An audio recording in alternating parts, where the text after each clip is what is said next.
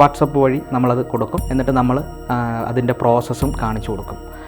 എന്നിട്ട് അവർ ആ process complete ചെയ്ത് ആ ടാസ്ക് കംപ്ലീറ്റ് ചെയ്തിട്ട് നമുക്ക് തിരിച്ചയച്ചു കഴിഞ്ഞാൽ വിത്തിൻ സെക്കൻഡ് നമുക്ക് ആ വീടിൻ്റെ പ്രോബ്ലം ഇന്ന ഭാഗത്ത് ഇന്നതുണ്ടോ എന്നുള്ളത് ചോദിച്ചു കഴിഞ്ഞാൽ അത് അവിടെ ഉണ്ടാവും. നമ്മൾ പോയി നോക്കുന്ന സമയത്ത് ഒരു ജനറലായിട്ടുള്ളൊരു വാസ്തു നോക്കുന്ന ഒരാളാണെന്നുണ്ടെങ്കിൽ ഫൈൻഡ് ഔട്ട് ചെയ്യാൻ പറ്റില്ല. കാരണം വെച്ചാൽ എല്ലാം കറക്റ്റായിരിക്കും, പക്ഷെ ആ റൂട്ട് എന്താണെന്നുള്ളത് കണ്ടെത്താൻ പറ്റും. അങ്ങനെയുള്ള ഘട്ടങ്ങളിലാണ് ഗൃഹദോഷ സങ്കല്പ ചക്രം ഉപയോഗിച്ചുകൊണ്ട് നമ്മൾ പരിശോധിക്കുക. കാരണം സുധി സർ, വാസ്തുദോഷം നിർണ്ണയിക്കുന്നതിൽ താങ്കൾ ഉപയോഗിക്കുന്ന ഗൃഹദോഷ സങ്കല്പ ചക്രം എന്ന ടൂൾ, അതിൻ്റെ പ്രത്യേകതകൾ എന്തൊക്കെയാണ്? ഗൃഹദോഷ സങ്കല്പ ചക്രം എന്ന് പറയുന്ന ചക്രം വാസ്തുദോഷ നിർണ്ണയത്തിനായിട്ടാണ് നമ്മൾ ഉപയോഗിക്കുന്നത്. അതായത് വാസ്തുദോഷം നിർണ്ണയിക്കുക എന്ന് പറഞ്ഞാൽ നമ്മൾ വാസ്തു കൺസൾട്ടിങ് ചെയ്യുന്ന സമയത്ത് ഒരു വീടിൻ്റെ യഥാർത്ഥ വാസ്തുദോഷം എന്താണ് എന്നുള്ളത് ആ ഒരു സാധനം മാത്രമായിട്ട് നമുക്ക് കണ്ടെത്താൻ പറ്റും. ഒരുപാട് കാരണങ്ങൾ ഒരു വീടിനകത്ത് ഉണ്ടാവും, പക്ഷേ ഏതെങ്കിലും ഒരു കാരണം കൊണ്ടായാലും ഒരു കാര്യം കൊണ്ടായിരിക്കും അവർ ഇന്നത്തെ ഈ അവസ്ഥയിലേക്ക് എത്തിയിരിക്കുക. ഇത് കണ്ടെത്താനായിട്ടാണ് ഈ ഗൃഹദോഷ സങ്കല്പ ചക്രം എന്ന് പറയുന്ന ടൂള് നമ്മൾ ഉപയോഗിക്കുന്നത്. ഇപ്പോൾ ഈ ടൂള് വളരെ ദൈവികമായിട്ടുള്ളൊരു ടൂളായത് കാരണം കൊണ്ട് തന്നെ, കാരണം പരമ്പരകളായിട്ട് കൈമാറി വന്ന ഈ ശാസ്ത്രം വളരെ ദൗഭാഗ്യമെന്ന് പറയുന്നത് 70% വാസ്തുശാസ്ത്രത്തിൻ്റെ നോളേജും നമുക്കിന്ന് നഷ്ടമാണ്. അപ്പോൾ അതുകൊണ്ട് തന്നെയാണ് ഈ ശാസ്ത്രത്തെ സമർത്ഥിക്കാൻ ഒരുപാട് ബുദ്ധിമുട്ടുന്നത് ഇത് ഉപയോഗിക്കുന്നവർ. അപ്പോൾ ഈ ശാസ്ത്ര ശാഖയിലുള്ള ഒരു രഹസ്യമായൊരു കൂട്ടാണ് ഈ ഗൃഹദോഷ സങ്കല്പ ചക്രം എന്ന് പറയുന്നത്. ഇതൊരു മാത്തമാറ്റിക് ഇക്വേഷൻ സോൾവ് ചെയ്താൽ നമുക്ക് ഈ ടൂൾ ഉപയോഗിച്ചുകൊണ്ട് ഒരു വീടിൻ്റെ കംപ്ലീറ്റ് വാസ്തു പ്രോബ്ലംസുകളും നിലവിലെ സ്ഥിതികളും ഡീകോഡ് ചെയ്യാൻ പറ്റും എന്നുള്ളതാണ്. അപ്പോൾ നമ്മുടെ മുതുമുത്തശ്ശനൊക്കെ ആയിട്ട് തുടർന്ന് വരുന്ന ഈ വാസ്തു പാരമ്പര്യത്തിൽ എനിക്ക് കൈമാറി വന്ന ഗ്രന്ഥക്കെട്ടുകളിൽ നിന്ന് ഞാൻ മനസ്സിലാക്കിയ ഒരു സമ്പ്രദായമാണ് ഇത്. ഇതിൻ്റെ ഒരു പ്രത്യേകത എന്ന് പറയുന്നത്, നമുക്ക് ഒരു വീട് വാസ്തു നോക്കാൻ പോകുന്ന സമയത്ത് ആ വീടിനകത്ത് കയറുന്നതിന് മുമ്പായിട്ട് ആ വീടിനകത്ത് ഉള്ള വാസ്തു പ്രോബ്ലം എന്താണെന്ന് കണ്ടെത്താനായിട്ട് ആ വീടിനകത്തുള്ള ഗൃഹനാഥനെ കൊണ്ട് തന്നെ നമ്മുടെ ഒരു ടൂളാണ് അത്. നമ്മൾ അവിടെ അവർക്ക് കൊടുക്കും. ആ ടൂളിൽ നന്നായിട്ട് പ്രാർത്ഥനയോട് കൂടിയിട്ട് നിലവിലെ ജീവിതത്തിലെ പ്രോബ്ലങ്ങൾക്ക് കാരണമായ ആ കാരണം കണ്ടെത്താൻ എന്നെ സഹായിക്കണേ എന്നൊക്കെയുള്ള പ്രാർത്ഥനയോട് കൂടിയിട്ട് അവർ തന്നെ ആ ടൂള് നമ്മൾ പറയുന്ന രീതിയിൽ ഉപയോഗിച്ചിട്ട് നമുക്ക് തരും. നമ്മൾ അതിന് ശേഷം അതിൽ നിന്നും ഈ മാത്തമാറ്റിക്സ് ഇക്വേഷൻ വെച്ചുകൊണ്ട് ഇത് സോൾവ് ചെയ്തെടുക്കും. അപ്പോൾ അതായത് ഇപ്പം നമ്മൾ ജ്യോതിഷ വിധി പ്രകാരം ഇല്ലെങ്കിൽ ജ്യോതിഷത്തിലൂടെ ഗ്രഹനില ഒക്കെ പരിശോധിക്കുന്നതിലൂടെ ഒക്കെ നമുക്ക് ഈ പ്രോബ്ലം ഫൈൻഡ് ഔട്ട് ചെയ്യാൻ പറ്റും. പക്ഷേ ഒരു വാസ്തുക്കാരന് വാസ്തു മാത്രം പരിശോധിക്കുന്ന ഒരാൾക്ക് അതിൻ്റെ ഒന്നും ആവശ്യമില്ലാതെ തന്നെ ഈ ഒരു ഗൃഹദോഷ സങ്കല്പ ചക്രം എന്ന് പറയുന്ന ആ ടൂൾ ഉപയോഗിച്ചുകൊണ്ട് അത് ഫൈൻഡ് ഔട്ട് ചെയ്യാൻ പറ്റുന്നുള്ളതാണ്. ഇതിൻ്റെ ഒരു മേന്മ എന്താണ് എന്ന് വെച്ച് കഴിഞ്ഞാൽ, ഇത് നമുക്ക് ആ വീട്ടിലോട്ട് ചെന്നിട്ടും ചെയ്യാം, ആ വീട്ടിലോട്ട് പോവാതെ, അതായത് നമ്മൾ ഇവിടെ ദൂരത്തിരുന്നു കൊണ്ടും ചെയ്യാം.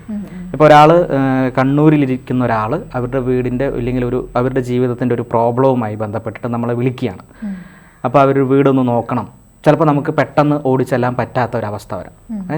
അപ്പോൾ ഡോണ്ട് വറി, നമ്മളിപ്പോൾ ക്ലിയർ ചെയ്ത് തരാം എന്ന് പറഞ്ഞ് നമ്മൾ ഈ ടൂൾ അങ്ങോട്ട് അയക്കും. നമ്മൾ വാട്സപ്പ് വഴി നമ്മളത് കൊടുക്കും. എന്നിട്ട് നമ്മൾ അതിൻ്റെ പ്രോസസ്സും കാണിച്ചു കൊടുക്കും. എന്നിട്ട് അവർ ആ പ്രോസസ്സ് കംപ്ലീറ്റ് ചെയ്ത് ആ ടാസ്ക് കംപ്ലീറ്റ് ചെയ്തിട്ട് നമുക്ക് തിരിച്ചയച്ചു കഴിഞ്ഞാൽ വിത്തിൻ സെക്കൻഡ് നമുക്ക് ആ വീടിൻ്റെ പ്രോബ്ലം ഇന്ന ഭാഗത്ത് ഇന്നതുണ്ടോ എന്നുള്ളത് ചോദിച്ചു കഴിഞ്ഞാൽ അത് അവിടെ ഉണ്ടാവും. അത് ഫൈൻഡ് ഔട്ട് ചെയ്യാൻ പറ്റും എന്നുള്ളതാവുന്നത്. ഇങ്ങനെ ഫൈൻഡ് ഔട്ട് ചെയ്യുമ്പോൾ എന്താണ് ഗുണം എന്ന് വെച്ച് കഴിഞ്ഞാൽ, നമുക്കിപ്പോൾ അമേരിക്കയിലെയും യൂറോപ്പിലെയും ഒക്കെ വാസ്തു ഇവിടെ നിന്ന് ക്ലിയർ ചെയ്യാൻ പറ്റും. അപ്പോൾ ഈ അവിടുത്തെ ഈ ലാൻഡ്സ്കേപ്പുകൾ അപ്പോൾ അതൊരു എല്ലാ തരത്തിലും ഇത് കണ്ടുപിടിക്കാൻ പറ്റും. ലാൻഡ്സ്കേപ്പിൻ്റെ പ്രോബ്ലം, ഭൂമിയുടെ ചരിവ്, അതുപോലെ ആ ഭൂമിയിൽ വേറെ എന്തെങ്കിലും ദോഷങ്ങളുണ്ടെങ്കിൽ അത്, കൺസ്ട്രക്ഷനിൽ വരുന്ന മിസ്റ്റേക്കുകൾ, ആരൂഢ പിഴ എന്നൊക്കെ പറയില്ലേ, അതായത് കണക്കിൽ വന്ന പിഴകൾ, അങ്ങനെയുള്ള എല്ലാ തരത്തിലുള്ളതും. ഒരു ഉദാഹരണത്തിലൂടെ എങ്ങനെയാണ് അതിൻ്റെ ഒരു അക്യുറസി എന്ന് പറയുന്നത് വെച്ചാൽ, നമ്മളിപ്പോൾ ഒരു തലവേദന വന്നു, നമ്മൾ ഡോക്ടറെ കാണുന്നു. ഡോക്ടറെ കണ്ടതിന് ശേഷം ഡോക്ടർ ആദ്യം തരുന്ന ഒരു ജനറൽ മെഡിസിൻ, ഒരു ടാബ്ലറ്റ് അല്ലെങ്കിൽ ഒരു മരുന്നായിരിക്കും. അത് കഴിച്ചിട്ട് മാറുന്നില്ല. പിന്നെ നമ്മൾ ഒന്നുകൂടി ഡോക്ടറിനെ കാണുമ്പോൾ എന്നാൽ പിന്നെ ഒന്ന് നമുക്ക് സ്കാനിങ് ചെയ്യാം. സ്കാനിങ് ചെയ്യുമ്പോൾ പിന്നെ ഒരു മരുന്ന് തരും. അപ്പോൾ എന്നിട്ടും മാറുന്നില്ല. അതിനുശേഷം ഡോക്ടർ എന്നാൽ പിന്നെ കാര്യമായിട്ടൊരു ചെക്കപ്പ് നടത്താമെന്ന് പറഞ്ഞിട്ട് നമ്മൾ വളരെ ഡീറ്റെയിൽ ആയിട്ടുള്ളൊരു ചെക്കപ്പിലേക്ക് ഡോക്ടർ പറഞ്ഞു വിടും. അത് ചെയ്യുന്ന സമയത്ത് തലവേദനയ്ക്ക് കാരണമായിട്ടുള്ള ആ റൂട്ട് അതെന്താണ് എന്നുള്ളത് കണ്ടെത്തിയിട്ട് അതിന് പിന്നെ മരുന്ന് കൊടുത്തു കഴിഞ്ഞാൽ ആ തലവേദന മാറും എന്ന് പറയുന്നത് പോലെ ഒരു വാസ്തുദോഷമുള്ള വീട്, ചിലപ്പോൾ വാസ്തുപ്രകാരമായിരിക്കും ഇതിൻ്റെ ഒരു ഇതെന്ന് വെച്ചാൽ വാസ്തുപ്രകാരമായിരിക്കും ഒരു വീട് കെട്ടിയിരിക്കുക. പക്ഷേ ഇവരുടെ ജീവിതത്തിൽ അതെല്ലാം വിശ്വാസമുണ്ട്, വാസ്തുപ്രകാരം വീട് കെട്ടി, ചിലപ്പോൾ കല്യാണം കഴിയാത്ത അവസ്ഥ, കുട്ടികളുണ്ടാവാത്ത അവസ്ഥ, സാമ്പത്തിക ബുദ്ധിമുട്ടുകൾ, അതുപോലെ ആരോഗ്യ പ്രതിസന്ധികൾ. സാറേ എന്നിട്ട് ഇവർ നമ്മളെ വിളിക്കും, സാറേ വാസ്തുവൊക്കെ നോക്കിയിട്ട് തന്നെയാണ് വീട് വെച്ചത്, പക്ഷേ ഞങ്ങൾക്ക് മുന്നോട്ട് പോകാൻ പറ്റുന്നില്ല, ഇങ്ങനെ ഓരോരോ പ്രശ്നങ്ങൾ. നമ്മൾ പോയി നോക്കുന്ന സമയത്ത് ഒരു ജനറലായിട്ടുള്ളൊരു വാസ്തു നോക്കുന്ന ഒരാളാണെന്നുണ്ടെങ്കിൽ ഫൈൻഡ് ഔട്ട് ചെയ്യാൻ പറ്റില്ല. കാരണം വെച്ചാൽ എല്ലാം കറക്റ്റായിരിക്കും, പക്ഷെ ആ റൂട്ട് എന്താണെന്നുള്ളത് കണ്ടെത്താൻ പറ്റും.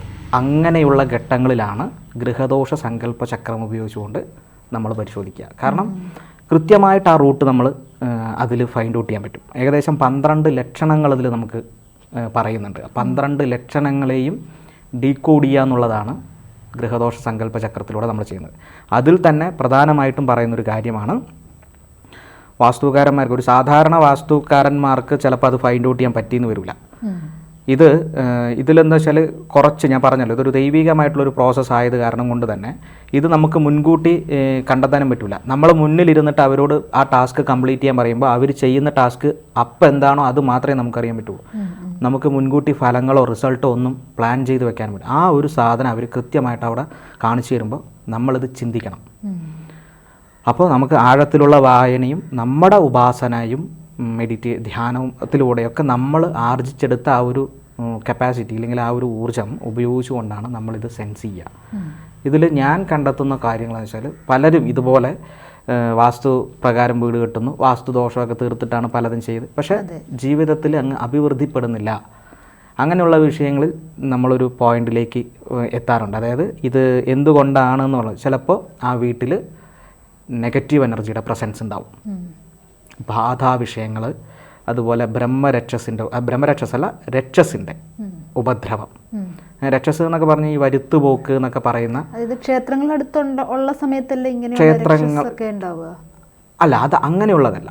ഇത് എല്ലാത്തരം നെഗറ്റീവ് എനർജിയും വരുന്നു എന്നുള്ളതാണ്. നമുക്ക് ഒരു വാക്കേ കാണുള്ളൂ, രക്ഷസ് എന്ന് പറയും. രക്ഷസ് എന്ന് പറഞ്ഞു കഴിഞ്ഞാൽ എന്ത് തരത്തിലുള്ള എനർജി ആയിരിക്കും. ചിലപ്പോൾ ആ വീട്ടിൽ തന്നെ ആത്മഹത്യ ചെയ്ത, ഇല്ലെങ്കിൽ അവിടെ തന്നെ അല്ലെങ്കിൽ ആ ദേശത്ത് തന്നെ മരിച്ച ആരുടെയെങ്കിലുമൊക്കെ എനർജി ആ ഭാഗത്തുണ്ടാവും.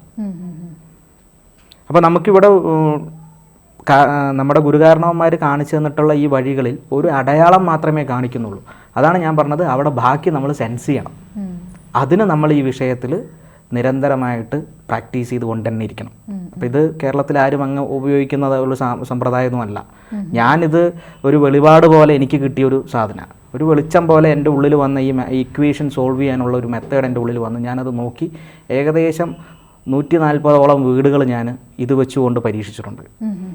വളരെ ഞെട്ടലോടുകൂടിയിട്ട് പലരും പറഞ്ഞിട്ടുണ്ട്, ഇത് ഇത്ര കാലമായിട്ട് ഞങ്ങൾക്കിത് മനസ്സിലായിട്ടില്ല, എന്നിട്ട് അതിന്ന് ആ സൊല്യൂഷൻ കൊടുക്കുമ്പോൾ അത് ക്ലിയർ ആവും. അവിടെ ഇവരെന്താ ചെയ്യുന്നത് വെച്ചാൽ കുറേ റെമഡി കൊടുത്തുകൊണ്ടേയിരിക്കും.